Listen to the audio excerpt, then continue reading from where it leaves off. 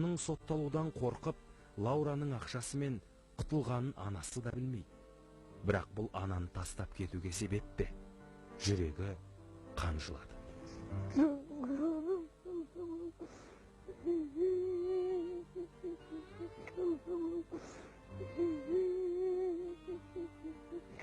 Апа? Апа, не жылап отырсың? Аман ба сен?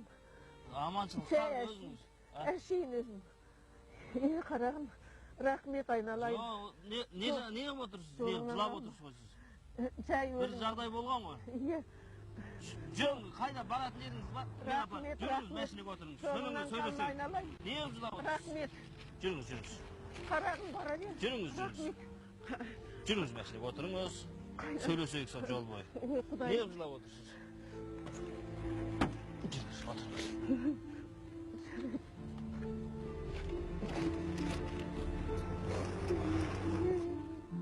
Күләш апаның жағдайын түсінген Арыстан оны аяп кетті. Осы жасқа келген абыз ананы аямаған тасбауыр баласын айыптаған. Алайда Күләш апа өз ұлы туралы Арыстанға айтқан жоқ.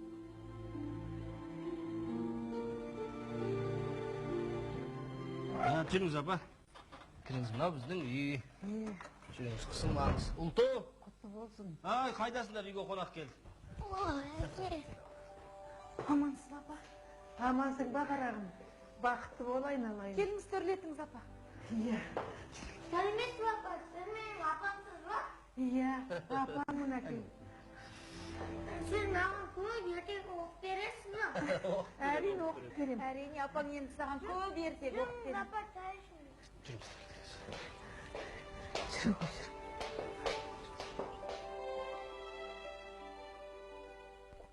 Күләш апа Арыстан мен Ұлтуға енді шындықты айтады. Ұлым мен келіннің қарттар үйіне өткізбек болған естіген Арыстан қатты қапаланып, егер қаласаңыз осы үйде тұра беріңіз деп кесіп айтады.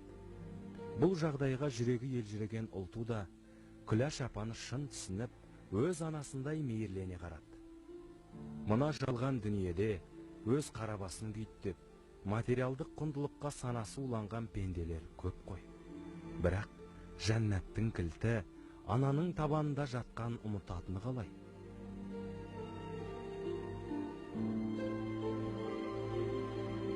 Қоянның кішкентай насият балалар бар ғой. Мысалы, мынау мінекей, мынау жолбарыс не.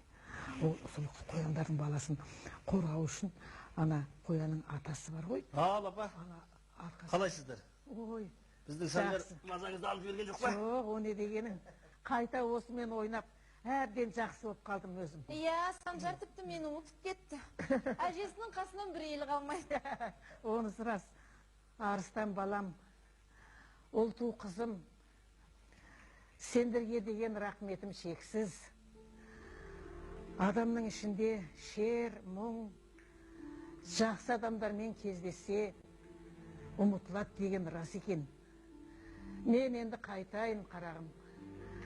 Я, балам апарам деген жерге өз аяғыммен барайын.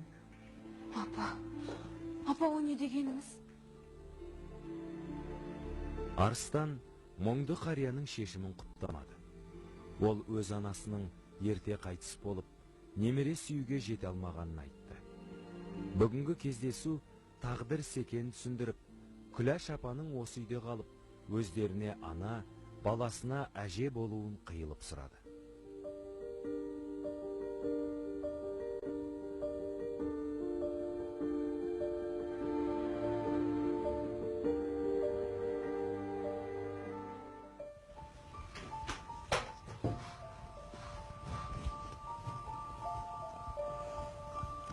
Ертең кімнің тойына барам дедім. Мен сенің барлық киімдерін дайындап қойдым. Ертең бірге қызмет жасайтын сыйлағамыздың баласы сүндет көтеріп жатыр, соған барам. Ал білесің ба сен? Менің саған жаңалығым бар. Қандай жаңалық? Сен әке атанасың. Жақсы болыпты.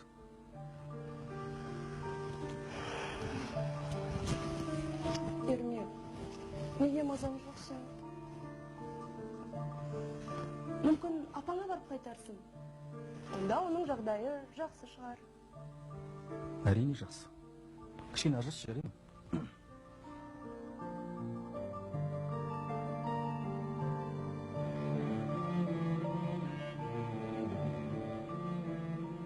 Бүгін Арыстан ағаның тойы жақсы. Қалайсыңдар? Ермек? О, Арыстан аға, ассалаумағалейкум. Қалай жағдай? Жақсы аман есен. Қалай, келіп жатырмын ба? Иә, міне қонақтар бар. Ел-жұрт, көңіл күй қалай? Жақсы бәрі. Өзіңде қалай дайындық? Сәлеметсіздер? Біз де келдік міне. Жақсы. Қалай, ел-жұрт? Апа? Апам бай. Сен танисың ба?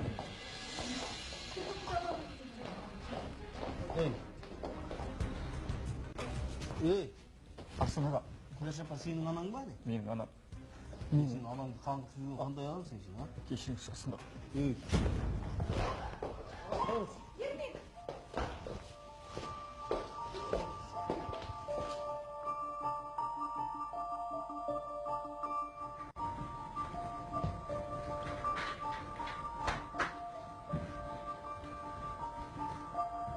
Арыстан аға, ассалаумағалейкум.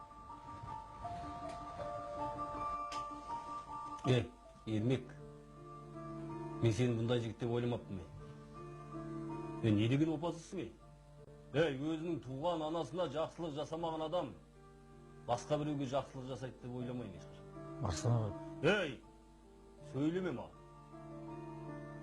Көзіңді жоғалт бұл жерде. Кешіріңіз. Ей, жоғал деймін мен саған. Мойныңды бұрап жұлып аламын мен.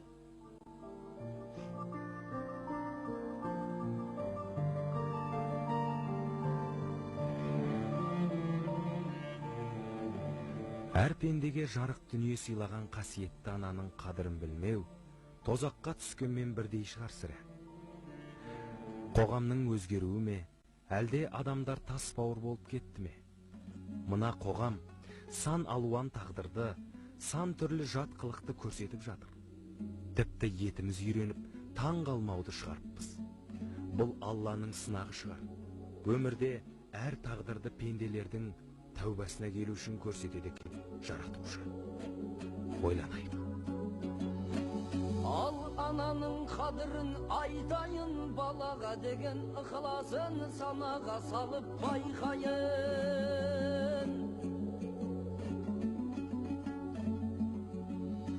Ай 9 ай 10 күн көтерген, мехнат татқан төтеннен еңбегіндей етілген зиярат қылып сыйынсаң кем емес құбылам мекеннен.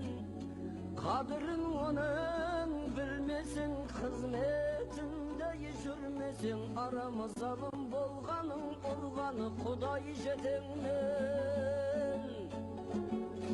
Ай ақ етегің сарылтқан, ерніңе емшек дарытқан, қарныңа қорек барылтқан, беліңнен батып болғансаң жеркенбей жуып арылтқан.